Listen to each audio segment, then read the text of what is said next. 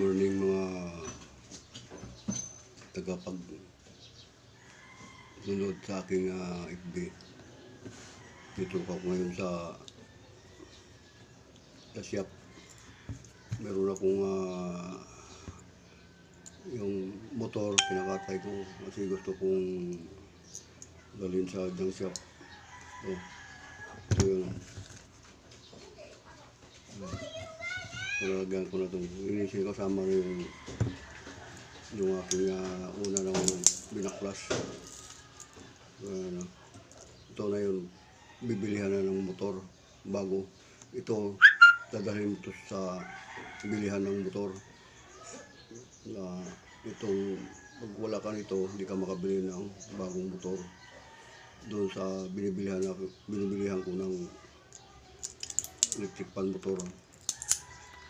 Ayan, kasama na ito.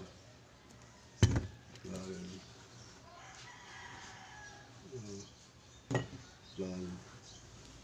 Tapos ito yung aking naipon na tanso.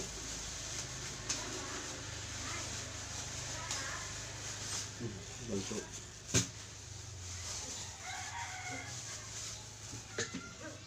Kaya ito naman ang ginagawa ng mga technician. Yung mga makina na sunog na o kaya wala na, grounded na, yan ay